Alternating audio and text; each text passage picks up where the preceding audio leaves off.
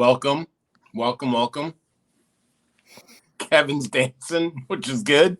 Monday afternoon. It must be Monday evening. Kevin, how are you doing? I'm doing okay, Jay. How are you doing? Hanging in there. It's been a week. Kind of just need to settle down. I need a vacation is what I need, but I hear that. fat chance of that. But you know what? If I'm Family Matters just gets me energized. So, here we are. Go creep over on Instagram. Kevin W. Peterson's got all kinds of incredible information. I watch it every single day to see what he's up to. Family coaching, chronichope.us. Just check him out. Free resources on chronichope.us. And if you need to reach Kevin directly, and then I think we may be on live at the Chronic Hope Facebook group as well. If you're not part of it, if you're a family member, it's a Facebook group you need to be a part of. Reach out to Kevin or I. We'll get you hooked up. But wow, let's get right into it. We got 4, I think, really dynamite questions that are going to test you. You ready to be tested? Test me, baby. I'm now that I'm sober, I do really well on tests. Well, a man of your caliber, this is nothing. But I know our son was using and drinking at a party this past weekend, yet he never tests positive on the drug test we give him. How is this possible? Oh, I can tell you how it's possible. I completely understand your frustration and I completely understand your question, and I have 2 answers for you. 1, stop doing in-home drug tests. That's the number 1 mistake most families make. Take them to a drug testing facility. let the professionals handle it. If you feel like he's pulling a fast one, then take him to a place where that's where they handle the business. Let them handle it. Stop trying to do it yourself. Number 2, you can always do what's called a hair follicle test, and the hair follicle test will handle their business. What kind of hat are you wearing there, Jay? It is a Players Championship from last year when I saw you. When we were hanging out together in the thunderstorms. So I would say a hair follicle test, which you can do in the mail, by the way. Just wait till he falls asleep or passes out, creep in there and just cut off part of his hair, Send that in to get that tested. And then, pardon me. Oh my gosh, there's so much pollen and dust in the air. And then take them to a professional drug testing facility and let them handle it. Stop trying to do it at home. The home tests are notoriously inaccurate. And I guarantee you he's probably trying to pull a fast one and pull some trick on it. So allow them to do their job, and they're not that expensive. They're like $25-$50. Let them, and you don't got to do one every week, but I would just say at least once a month, let them handle it. Now you say home tests, those are the ones you're talking about getting at the drugstores and stuff like that, right? Yeah. And, I would say those are okay. But what I would prefer is that you actually start the month by doing one at a facility and get as many panels as possible. And I would take him in on Monday, catch the weekend. Yeah, absolutely. Yep. And it could be some synthetic drugs. There's all kinds of different things. So those at-home tests, it's really easy to kind of trick. I'll say that. Take them in. There's all kinds of labs. Every shopping center, you can find one. Just look up drug testing lab near me. I guarantee you there'll be 5 or 6 within 5 miles. And by the way, just 2 things. 1, if he refuses to go, that's a positive. So just hold him accountable for the consequences right there. Number 2, if there isn't one near you, there is actually there's a company that does some in-home. They'll mail it to you. And I completely forgot. Hold on. Let me give you the name of the company. I just started doing some stuff with them, and I've actually had some really great results. So hold on. Let me tell you the name of the company.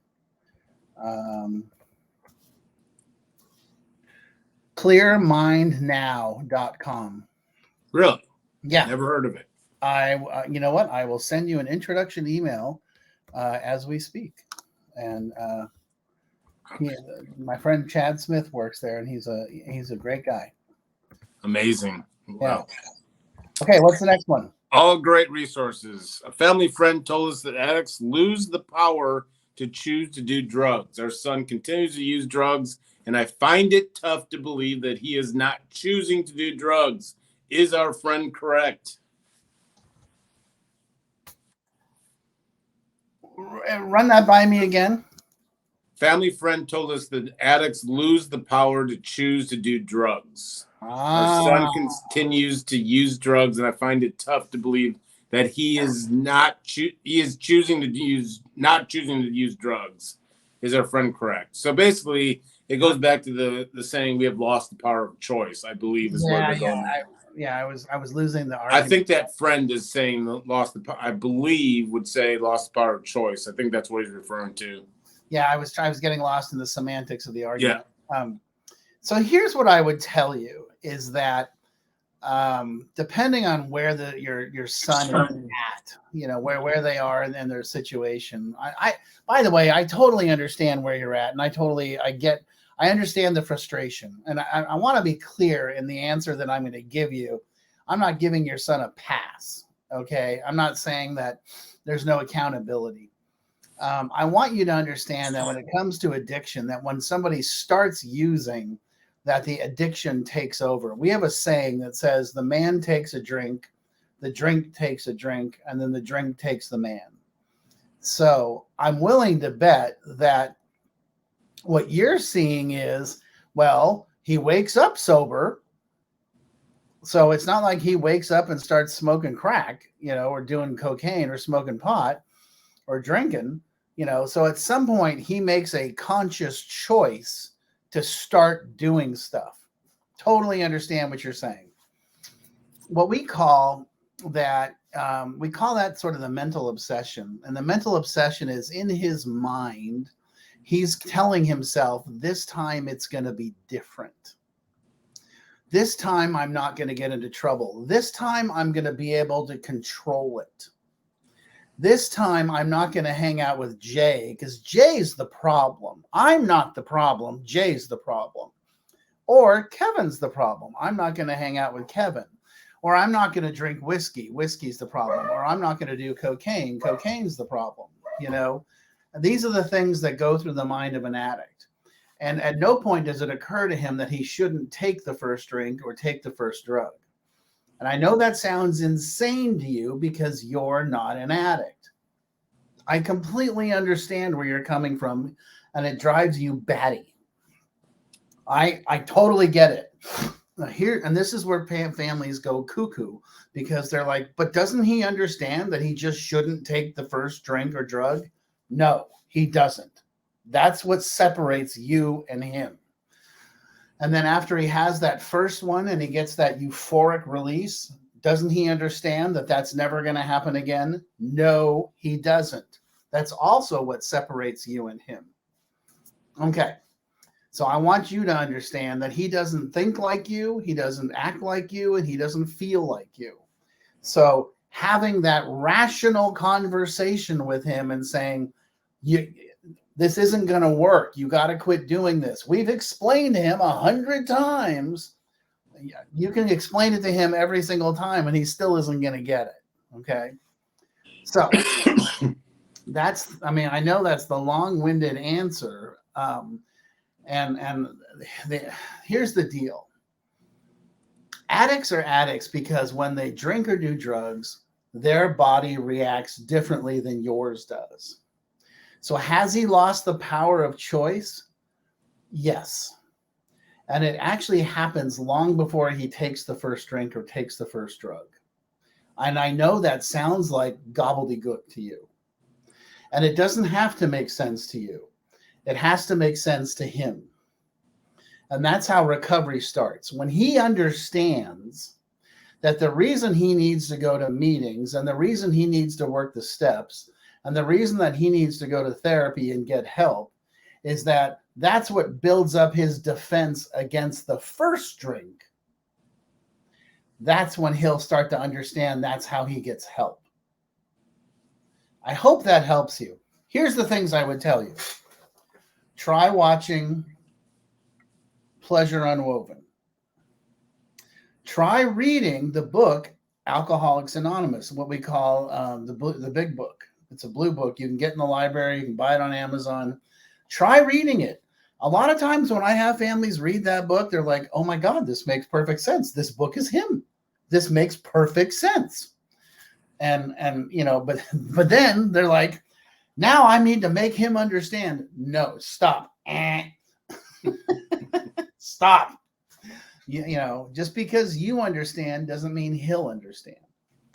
And so that's the best thing I can tell you. The best thing you can do is start holding him accountable. Set the boundaries, hold him accountable, and make it consequences and rewards. So I hope that helps. Well, help me. That's all that matters, right? That's why I'm here, Jake. My husband drinks a lot, and it's becoming a problem, Kevin.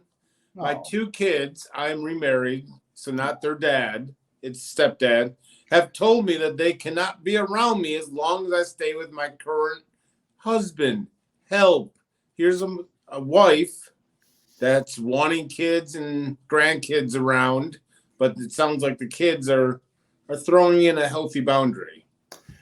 Well, that's the thing, right? I mean, the family is starting to set an appropriate boundary and saying, hey, until stepdad cleans up, we're out, and good for them. And I know that's not what you want to hear. And I know that hurts, but that's the reality, is that they're setting a good boundary. Your husband drinks a lot. I'm not saying he's an alcoholic, but I'm telling you, let me put it to you this way. Your husband's drinking enough to where your family doesn't want to be around. That in itself, anytime someone's doing something enough where other people do not want to be around them, is telling us it's too much. It doesn't matter how much, it's too much because other people do not want to be around them. That's the answer to the question, So what I would say is you need to have a conversation with your husband. You might want to do that with a therapist, or you might want to read my books, parenting, probably not Parenting the Addicted Child, although your husband's behaving like a child, Families and Addiction, and just say, hey, we need to have a conversation. Your drinking is driving my family away. I'm not willing to lose my family over your drinking. I would like it if you could clean this up. Or at least try moderating, or and just say, hey, if you can't do this, then I can't be around you, and go from there and see how it goes. Just try a couple of steps and see what happens. Then you never know. So give it a whirl.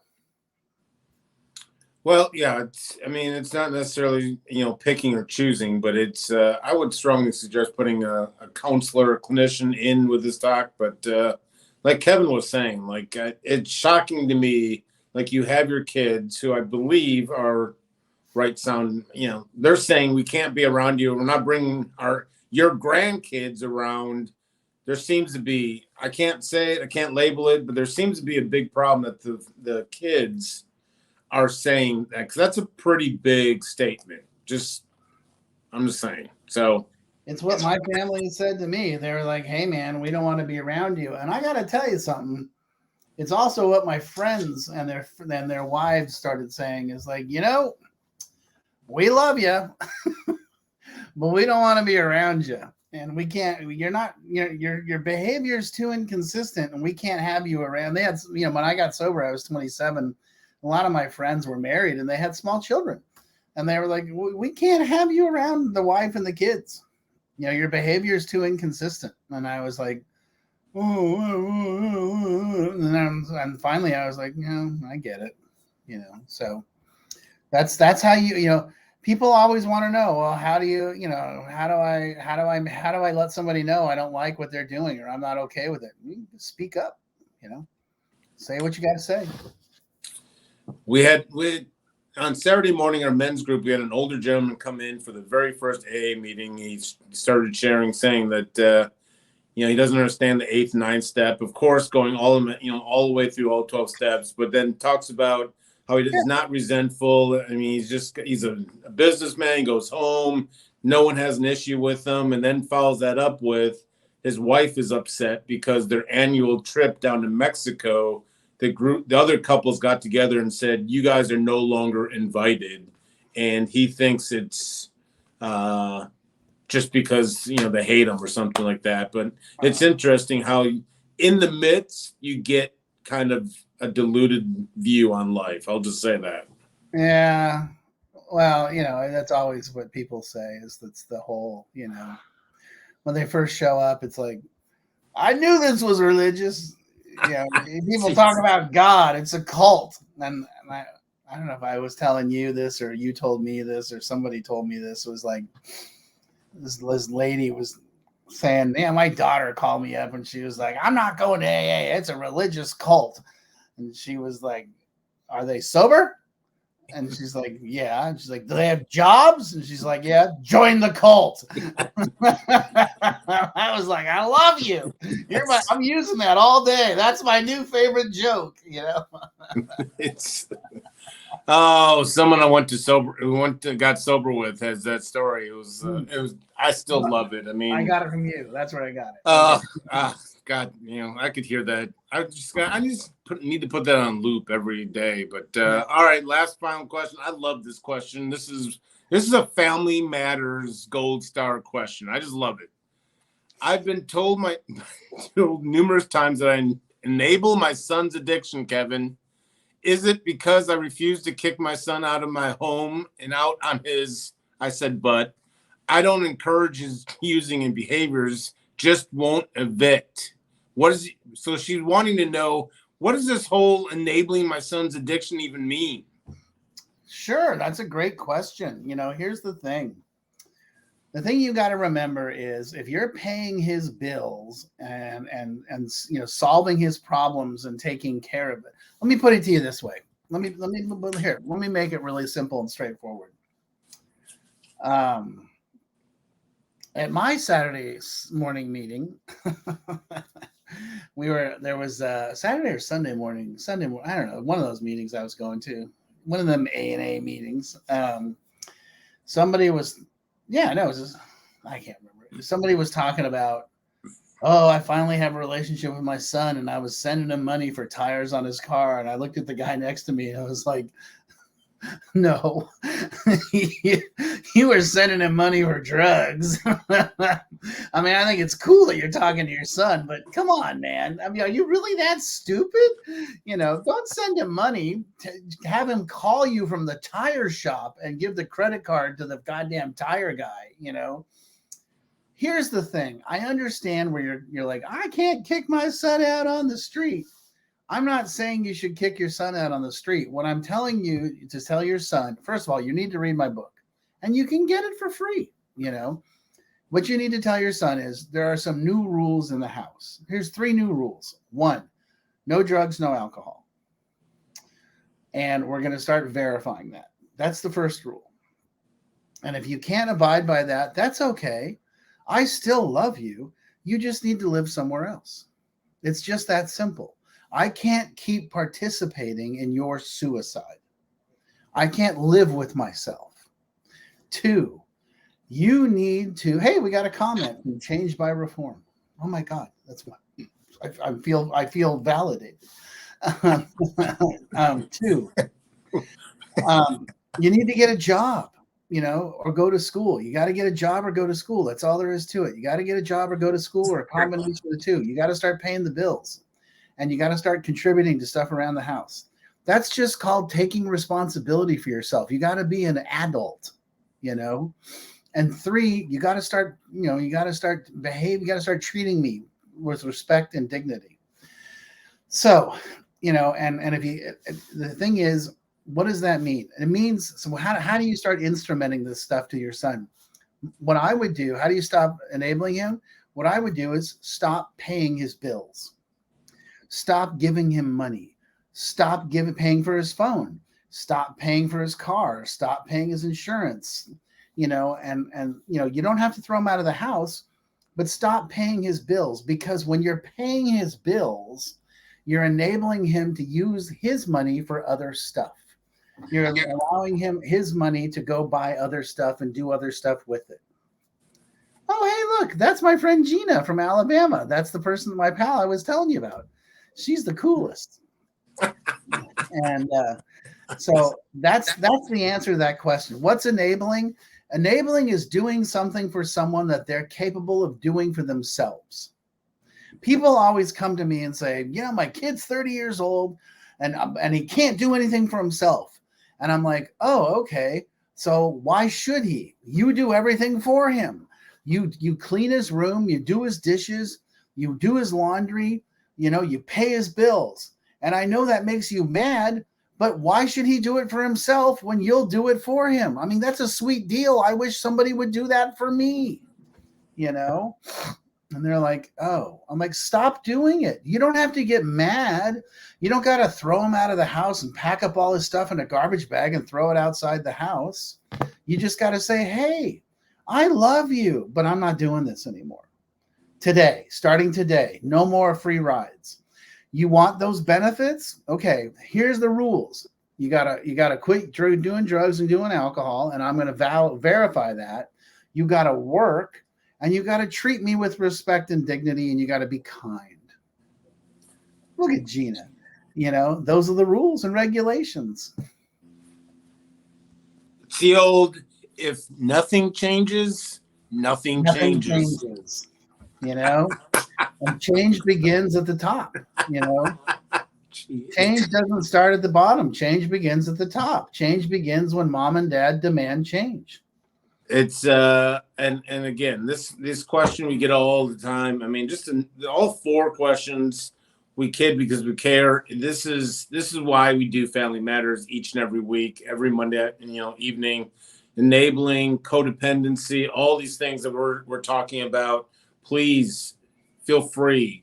Type in a comment if you're watching a replay, whatever it may be. We're adding more channels, hopefully, so we can see it on more different platforms. But this is why you get I get the pleasure of seeing him every Monday. But Kevin Peterson, Chronic Hope Institute, he's answering questions. So if you think you've already heard it or it's a dumb question, I hear this all the time. This is a dumb question, Jay, but ask it anyway, because we'll get it on, because I'm guaranteed there's other people probably asking the same questions in their heads. So we appreciate all the questions.